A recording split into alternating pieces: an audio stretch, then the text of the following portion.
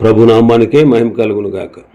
కూడి వచ్చిన మీ అందరికీ, కర్మల ఆత్మీయ సహవాస సంఘ విశ్వాసులందరికీ మన ప్రభువును ఆయన ప్రియ కుమారుడునైన యేసుక్రీస్తు వారి శ్రేష్టమైన నామంలో శుభములు మరియు అందరికీ వందనాలండి.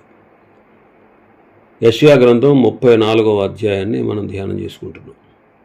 యెషయా గ్రంథం 34వ అధ్యాయం. ఈ అధ్యాయంలో ముఖ్యాంశం ఏంటంటే సర్వలోకంపై దేవుని ఉగ్రత. సర్వలోకంపై దేవుని ఉగ్రత. మరి ముఖ్యంగా 5వ వచనం నుంచి 17వ వచనం వరకు ఎదోముపై దేవుని యొక్క తీర్పును మనం చూస్తాం.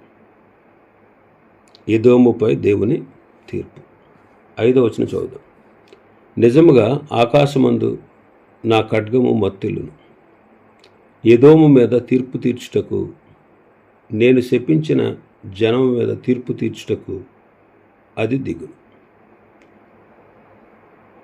ఆకాశమందు నా ఖడ్గం మత్తిల్లును, ఎదోము మీద తీర్పు తీర్చుటకు అది దిగును అంటాడు. చిన్న దేశమైన ఎదోముపై దేవుడు ఘోరమైన తీర్పును ప్రకటించారు. ఎదోము సర్వ మానవాళికి ప్రతినిధిగా ఉన్నాడు. యాక్చువల్గా ఎదోము అని ఇక్కడ సంబోధించినటువంటి ఈ సందర్భాన్ని మనం చూస్తే ప్రపంచ దేశాలన్నిటికీ ఎదోము అనేటువంటి విషయాన్ని సంబోధిస్తూ ఈ మాట రాశాడు. ఎదోము దేశము ప్రపంచానికి ప్రతినిధిగా ఉన్నాడు. మరి ఎదోములో ఆదాము ఉన్నాడు. ఆదాములో నుంచి ఎదోము వచ్చాడు. ఆదాము సర్వ మానవాళికి మూల పురుషుడు. ఎదోము ఏసావు సంతతి. యాకోబు మీద పగబట్టినవాడు. ఆదికాండం 27వ అధ్యాయంలో చదువుతాం. 41లో 27:41 తన తండ్రి యాకోబుకి ఇచ్చిన దేవుని నిమిత్తము ఏసావు అతని మీద పగబట్టింది. మరియు ఏసావు, నా తండ్రిని గూర్చిన దుఃఖ దినములు సమీపముగా ఉన్నవి, అప్పుడు నా తమ్ముడైన యాకోబును చంపెదను అనుకోను. మరి అటువంటి ఎదోము మీద దేవుడు తీర్పు తీర్చునై ఉన్నాడు. నేను శపించిన జనముపై తీర్పు అంటున్నాడు. మొదటి 6వ వచనంలో 5వ వచనంలో నేను శపించిన జనము మీద తీర్పు తీరుస్తాను. అబ్రహాము సంతతిని శపిస్తే వారు శపించబడతారని దేవుడు అతనికి వాగ్దానం ఇచ్చారు. అబ్రహాముకే కాదు ఆ వాగ్దానం, అబ్రహాము సంతతి వారికి కూడా వర్తిస్తుంది. మరి ఎదోమును రక్తమయం చేస్తాడు అంటున్నాడు. ఎదోమును రక్తమయం చేస్తాడు. యెషయా గ్రంథం 63వ అధ్యాయం 1వ వచనం చదివితే, రక్తవర్ణ వస్త్రములు ధరించి ఎదోము నుంచి వచ్చుచున్న ఇతడెవడు? శోభిత వస్త్రము ధరించిన వాడే గంభీరముగా నడుచుచు బొస్రా నుండి బలాతిశయముచు వచ్చుచున్న ఇతడెవడు? నీతిని బట్టి మాట్లాడుచున్న నేనే, రక్షించుటకు బలాఢ్యుడనైన నేనే. నీ వస్త్రము ఎర్రగా ఉన్నదేమి? నీ బట్టలు ద్రాక్షగానులు త్రొక్కుచున్న వాని బట్టల వలె ఉన్నవేమి? రక్తవర్ణ వస్త్రములు ధరించి ఎదోము నుండి వచ్చుచున్న ఇతడెవడు? మలాకి గ్రంథం మొదటి అధ్యాయం 3-4 వచనాలు. ఏశావును ద్వేషించి అతని పర్వతములను పాడు చేసి అతని స్వాస్థ్యమును అరణ్యమందున నక్కల పాలు చేసి, మనము నాశనమైతిమి, పాడైన మన స్థలములను మరలా కట్టుకుందాం రండని ఏదో మీలో అనుకుంది. అయితే సైన్యములకు అధిపతి యెహోవా సెలవిచ్చినదేమనగా, వారు కట్టుకొనను, నేను వాటిని క్రింద పడద్రోయదును. లోకులు వారి దేశము భక్తిహీనుల ప్రదేశమనియు, వారు యెహోవా నిత్య కోపాగ్నికి పాత్రులనియు పేరు పెట్టుదురు. కాబట్టి ఎదోము మీద తీర్పు తీర్చి ఎదోమును శపిస్తూ ఉన్నాడు. 6వ వచనంలో మనం చూస్తే, యెహోవా ఖడ్గము రక్తమయమగును, అది క్రొవ్వు చేత కప్పబడును. గొర్రెపిల్ల యొక్కయు మేకల యొక్కయు రక్తము చేతను పొట్టేళ్ల మూత్ర గ్రంథుల మీద కృప చేతను కప్పబడును. ఏలైనగా బొస్రాలో యెహోవా బలి జరిగించును, ఎదోము దేశంలో ఆయన మహాసంహారము చేయును. యెహోవా ఖడ్గము రక్తమాయను. దేవుని మీద తిరగబడిన వారందరూ నశించిరి. బలిపీఠం మీద బలి అర్పించినట్టుగా దేవుడు ఆ దేశంలో మహాసంహారము చేశాడు. వాళ్ళ భూమి రక్తముతో నానుతా ఉంది. 7వ వచనంలో చూస్తే, వారితో కూడా గురిపోతులను, వృషభములను, కోడెలను దిగిపోవచ్చును. ఎదోమీయుల భూమి రక్తముతో నానుచున్నది, వారి మన్ను క్రొబ్బుతో బలిసి ఉన్నది అంటాడు. ఎందుకని ఎదోమీయులకి శిక్ష? 8వ వచనంలో చూస్తే, అది యెహోవా ప్రతిదండన చేయు దినము, సియోను వ్యాజ్యమును గూర్చిన ప్రతీకార సంవత్సరం. దేవుడు ప్రతిదండన చేసేటువంటి దినం అన్నమాట, శిక్షించే దినం. ఎందుకని? కీర్తన 137వ కీర్తన 7వ వచనం, యెహోవా ఎదోము జనులు చేసినది జ్ఞాపకం చేసుకును, యెరూషలేము పాడైన దినమును జ్ఞాపకమునకు తెచ్చుకును, దానిని నాశనము చేయుడి, సమూల ధ్వంసము చేయుడని వారు చాటిరి కదా.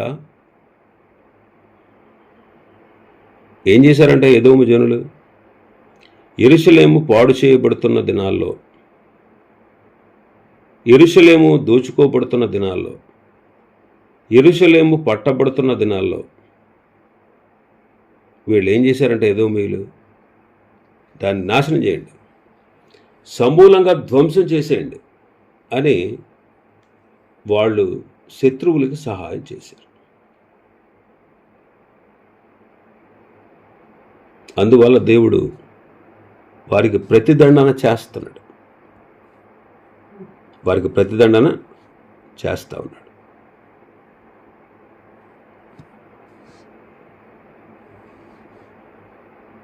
యెహెజ్కేలు గ్రంథం 36వ అధ్యాయం 5వ వచనం. యెహెజ్కేలు గ్రంథం 36:5. ప్రభువైన యెహోవా సెలవిచ్చినదేమనగా, సంతుష్ట హృదయులై నా దేశమును హీనముగా చూచి దోపుడు సొమ్ముగా ఉండుటకై తమకు అది స్వాస్థ్యమని దానిని స్వాధీనపరుచుకున్న ఎదోమీయులను అందరిని బట్టి, శేషించిన అన్ని జనులను బట్టి నా రోషాగ్నితో యథార్థముగా మాట ఇచ్చి ఉన్నాను.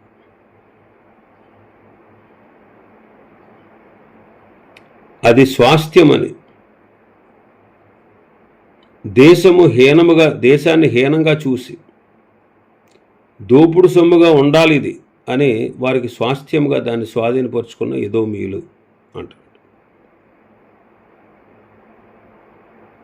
కాబట్టి తన జనులైనటువంటి సేవకులు హతమైపోతూ ఉంటే దేవుడు చూస్తూ ఊరుకోడు, దేవుడు ప్రతిదండన చేస్తాడు.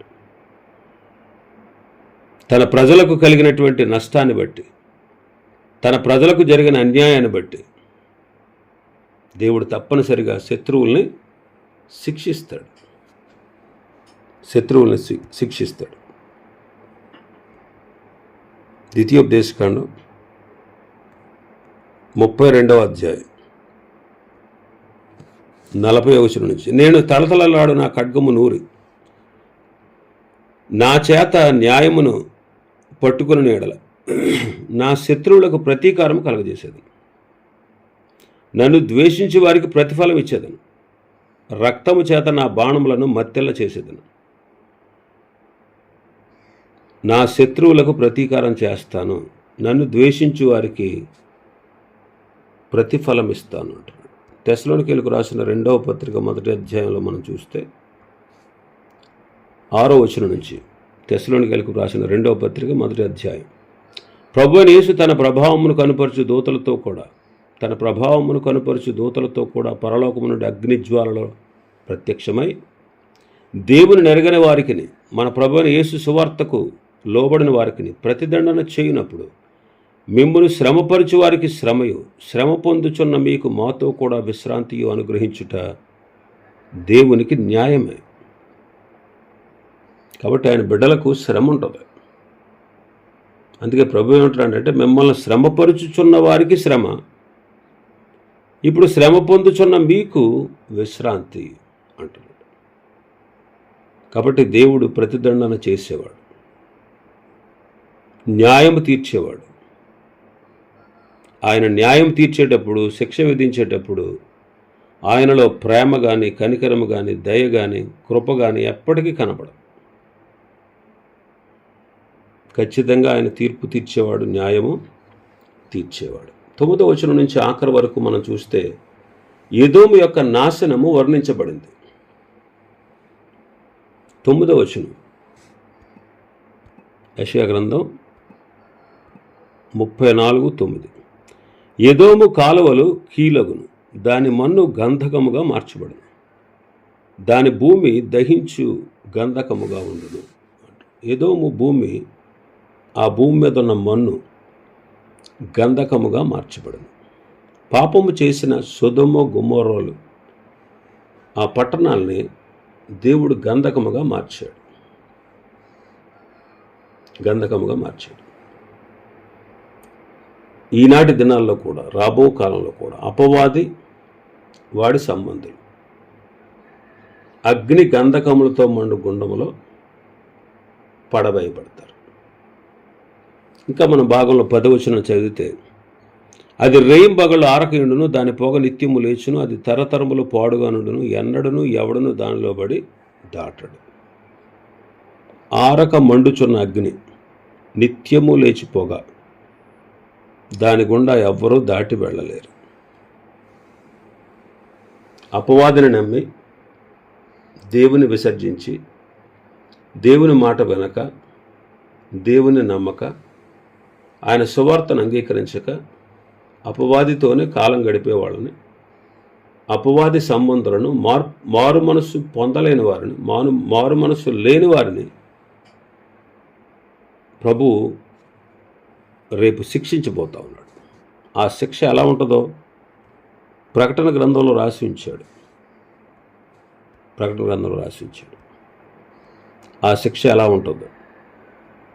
అందుకే ప్రకటన 14:11 చదివితే, వారి బాధా సంబంధమైన పొగ యుగయుగములు లేచును. వారి బాధా సంబంధమైన పొగ యుగయుగములు లేచును. 19:3 ప్రకటన గ్రంథం 19వ అధ్యాయం 3వ వచనం చదివితే, ఆ పట్టణపు పొగ యుగ యుగములో పైకి లేచుచున్నది. ఇంకా ఎదోము ఎలా పాడైపోద్దో ప్రభు చెప్తున్నాడు. 11వ వచనం, గోడబాతులను ముళ్ళ పందులను దాన్ని ఆక్రమించుకున్నాను, గుడ్ల గోబయు కాకియు దానిలో నివసించు. ఆయన తారుమారను కొలనులను చాచును, శూన్యమను గుండును పట్టుకొనును. అడవి పక్షులకు ఆ దేశం నివాసం స్థలం అవుతుంది. ఆ దేశం అడవిగా మార్చబడుతుంది. రాబో తీర్పులో మహాబబులోను కూలిపోయినప్పుడు అది అపవిత్రమైన ప్రతి పక్షికి నివాస స్థలం అవుతుంది అంటాడు. ప్రకటన గ్రంథం 18:2లో మహాబబులోను కూలిపోయిన అంటాడు. మహాబబులోను అంటే లోకం. లోకం అంటే లోకం అంతా కాదు, లోకంలో ఉన్నటువంటి అపవాది సంబంధులు, లోకంలో ఉన్నటువంటి క్రీస్తు సువార్తను అంగీకరించని వారు, లోకంలో ఉన్నటువంటి దేవునికి ఇష్టం కాని పనులు చేసేవారు, దేవుని పిల్లలు కానివారు, క్రీస్తును అంగీకరించని వారు. కాబట్టి వారు తారుమారు అను కొలనులు చాచుతారట. దేవుని చిత్తానికి వ్యతిరేకంగా బాబేలు గోపురాన్ని వారు కడతా ఉన్నారు. ఆదికాండం 11వ అధ్యాయంలో దేవుని చిత్తానికి వ్యతిరేకంగా. దేవుని చిత్తం ఏంటి?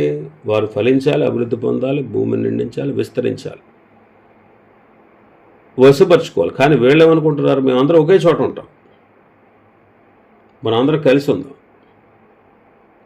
మనందరం కలిసి ఒక పెద్ద గోపురాన్ని కడదాం.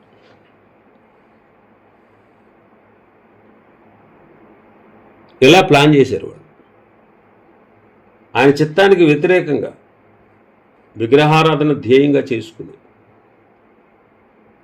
ఆయన విడిచిపెట్టి ఆయన చిత్తానికి వ్యతిరేకంగా చేసినప్పుడు ప్రభు వారి భాషలు తారుమారు చేశాడు. ప్రభు వారి భాషలను ఏం చేశాడు? తారుమారు చేశాడు. కాబట్టి తారుమారు అను కొలనులను ఆయన చాచుతాడు, శూన్యం అను గుండును పట్టుకుంటాడు. దావీదు ఫిలిస్తీయులను ఓడించి వారిని పరుండబెట్టి త్రాడుతో కొలిచి శిక్షిస్తాడు. సమూయేలు 2వ గ్రంథం 8వ అధ్యాయం 2వ వచనంలో. ఈనాడు దేవుడు ప్రతి విశ్వాసిని, ప్రతి వ్యక్తిని కొలిచేవాడు. నమ్మినటువంటి నిన్ను నన్ను దేవుడు కొలిచే రోజు ఒకటి ఉంది. లెక్కల్లోకి సరిదోకపోతే శిక్ష ఉండదు. రోమపత్రిక 14వ అధ్యాయం 11-12 వచనాలు. నా తోడు ప్రతి మోకాలను నా ఎదుట వంగును, ప్రతి నాలుకయు దేవుని స్తుతించును అని ప్రభు చెప్పుచున్నాడని వ్రాయబడినది కనుక మనలో ప్రతివాడును తన్ను గురించి దేవునికి లెక్క అప్పగించవలను. మనం లెక్క అప్పగించే రోజు ఒకటి ఉంది. ఆయన కొలుస్తాడు. లెక్కల్లో సరితూగకపోతే శిక్ష ఉంటుంది. దానియేలు గ్రంథం 5వ అధ్యాయంలో మనం చూస్తాం కదా, శిక్ష ఉంటుంది. ప్రభువు తూచినప్పుడు తేలిపోయాడు బెల్షస్సరు. అందుకు ఆ రాత్రి శిక్ష విధించాడు. కాబట్టి పాపిని కూడా కొలుస్తాడు. గ్రంథాలు తీయబడతాయి, విప్పబడతాయి. ధవళ సింహాసనం ఎదుట ఆ గ్రంథాల్లో రాయబడిన ప్రకారం తీర్పు ఉంటుంది. ఆ తీర్పు తదనంతరం నిత్య నరకాగ్నికి మానవుడు లోనవుతాడు. శూన్యమైపోద్ది అనమాట. ఏమీ మిగలకుండా ఆయన ఊడ్చివేస్తాడు. 12వ వచనం చదివితే మన భాగంలో, రాజ్యము ప్రకటించుటకు వారి ప్రధానులు అక్కడ లేకపోవద్దు, దాని అధిపతులందరూ గతమైపోయిరి. అన్య రాజ్యాల్లో రాజులు ఉండరు అనమాట. వారికి రాజ్యాలు ఉండవు. ఇంకా ఆ రాజ్యాలన్నీ నశించిన పిదప క్రీస్తు వారు రాజ్యాన్ని చేస్తారు. కాబట్టి క్రీస్తే రాజై ఉండడం ప్రపంచానికి శుభం. ప్రసంగి గారు అదే ప్రవచనాత్మకంగా చెప్పాడు. ప్రసంగి గ్రంథం 10వ అధ్యాయం 16-17 వచనాలు చూస్తే, దేశమా, దాసుడు నీకు రాజై ఉండుటయు, ఉదయమునే భోజనమును కూర్చుండేవాడు నీకు అధిపతులై ఉండుటయు నీకు అశుభము. దేశమా, నీ రాజు గొప్ప ఇంటివాడై ఉండుటయు, నీ అధిపతులు మత్తులగుటకు కాక బలమనందుటకై అనుకూల సమయమున భోజనమును కూర్చుండేవారై ఉండుట నీకు శుభము అంటాడు. ఎవరి రాజు అంటే ప్రభువైన యేసుక్రీస్తు. కాబట్టి యేసుక్రీస్తు వారి రాజ్యములో అపవాదికి, వాడి అధిపతులకు చోటు ఉండదు. కేవలము క్రీస్తు సంబంధులే అధికారులై ఉంటారు. కాబట్టి క్రీస్తు యేసు సంబంధులు ఆయనతో పాటు రాజ్య పరిపాలన చేయాలంటే వారికి నమ్మకత్వం అనేది చాలా అవసరం.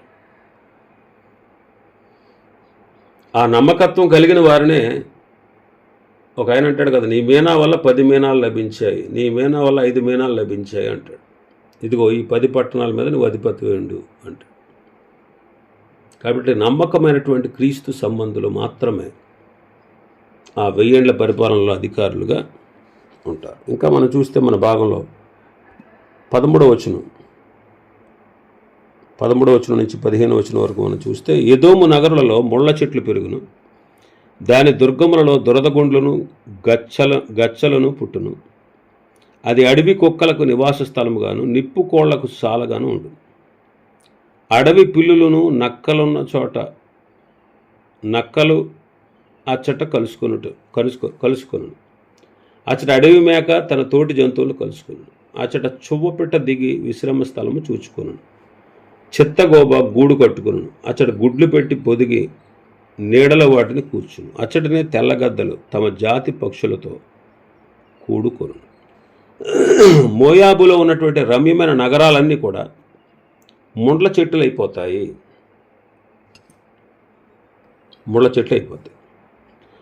అచ్చట అడవి చెట్లు మాత్రమే కాక అడవి మృగాలు, అడవి జంతువులు, అడవి పక్షులు నివాసము చేస్తాయి. కాబట్టి ఎదోము అరణ్యంగా మారిపోద్ది. ఎదోము అరణ్యముగా మారిపోద్ది. ఇంకా మనం చూస్తే 16వ వచనంలో, యెహోవా గ్రంథమును పరిశీలించి చదువుకునుడి, ఆ జంతువులలో ఏది అక్కడ ఉండదు, ఏదియు లేక ఉండదు, దేని జతపక్షి దాని వద్ద ఉండక మానదు. నా నోట నుంచి వచ్చిన ఆజ్ఞ ఇదే, ఆయన నోటి ఊపిరి వాటిని పోగు చేయను. యెహోవా గ్రంథమును పరిశీలించి చదువుకునుడి. ఎందుకని? ఆయన కార్యాలన్నీ కూడా గ్రంథంలో రాయబడ్డాయి. ఆయన చెప్పించిన ప్రవచనాలన్నీ నెరవేర్పు జరిగింది. జరిగిందా లేదా? కావలిస్తే ఆ గ్రంథాన్ని పరిశీలించండి. ఆ గ్రంథమే మీకు బోధిస్తుంది. 70 సంవత్సరాల ప్రవచనం నెరవేరిందా లేదా? యూదులు 70 సంవత్సరాలు చెరలో ఉంటారు. బబులోను దేశంలో 70 సంవత్సరాలు చెరలో ఉన్నారు. ఎగ్జాక్ట్గా దేవుడు 70 years కంప్లీట్ అయిన తర్వాత మాత్రమే వారిని విడిపించాడు. కాబట్టి పరిశీలించి చూడాలి. దేవుని గ్రంథంలోని వాక్కు ఖచ్చితంగా నెరవేరుతుంది. ఎందుకంటే ఆయన ఊపిరి ద్వారా సమస్త కార్యాలు చేశాడు. ఆయన మాట ద్వారా సర్వ సృష్టిని సృష్టించాడు. సృష్టిలో ఉన్నటువంటి ప్రతి జంతువుల్ని, జీవుల్ని ప్రభు సృష్టించాడు. కలిగి ఉన్నదేది ఆయన లేకుండా కలగలేదు. సమస్తము ఆయన మూలంగా కలిగింది. నోవహు కాలంలో కూడా జలప్రళయానికి ముందు జతల జతలుగా ఈ జీవరాశులను నిలిపి ఉంచినవాడు ఆయన. ప్రతి అడవి మృగాన్ని, ప్రతి అడవి పక్షిని మోయాబులోనికి రప్పించి వాటిని ఉంచుతాడట. ఎందుకంటే ఆయనే సర్వాధికారి. ఈనాడు ప్రభువైన యేసుక్రీస్తు వారే సర్వాధికారి. ఇంకా మనం చూస్తే 17వ వచనంలో, అవి రావాలనని ఆయన చీట్లు వేసెను. ఆయన కొలనూలు చేతపట్టుకుని వాటికి ఆ దేశమును పంచిపెట్టును. అవి నిత్యము దాన్ని ఆక్రమించుకును, యుగయుగములు దానిలో నివసించును. పక్షులు, జంతువులు రావాలని ఆయన చీట్లు వేసి వాటిని రప్పిస్తాడు. వాటికి ఆ దేశాన్ని పంచి ఇచ్చాడంట. అవి నిత్యము దాన్ని ఆక్రమించుకోవాలి, యుగయుగములు దానిలో నివసించాలని, ఏదోము నిత్యము పాడుగా ఉండాలని దేవుడు వారి మీదకు శిక్షను విధించాడు. యెహోషువ కాలంలో చీట్లు వేసి కనాను దేశాన్ని పంచిపెట్టినట్టు మోయాబును ఈ పక్షులకు, జంతువులకు పంచి ఇచ్చాడు. కనాను దేశాన్ని ఇశ్రాయేలులకు స్వాస్థ్యంగా ఇచ్చినట్లు వాటికి దాన్ని స్వాస్థ్యంగా ఇచ్చాడు. అవి అక్కడ యుగయుగములు నివసించు. అయితే ఆయన అంగీకరించినటువంటి ఆయన దాసులు యుగయుగములు ఆయనతో జీవిస్తారు. ప్రకటన గ్రంథంలో అంటాడు, 22వ అధ్యాయం 4-5 వచనాలు, ఆయన దాసులు ఆయనను సేవించుచు ఆయన ముఖ దర్శనము చేయుచుందురు. ఆయన నామం వారి నొసళ్ళ యందుండును. రాత్రికి ఎన్నడూ ఉండదు. దీపకాంతి అయినా సూర్యకాంతి అయినా వారికి అక్కర్లేదు. దేవుడైన ప్రభువే వారి మీద ప్రకాశించును. వారు యుగ యుగములు రాజ్యము చేయుదురు. వారు యుగ యుగములు రాజ్యము చేయుదురు. ఇవి ఈ అధ్యాయంలో ఉన్నటువంటి విషయాలు. ప్రభు చిత్తమైతే రేపు దినం మరొక అధ్యాయాన్ని ధ్యానం చేసుకుందాం. దేవుడి వర్తమాన వాక్యాన్ని మన వెనుకడిలో ఆశీర్వదించునుగాక. ఆమేన్.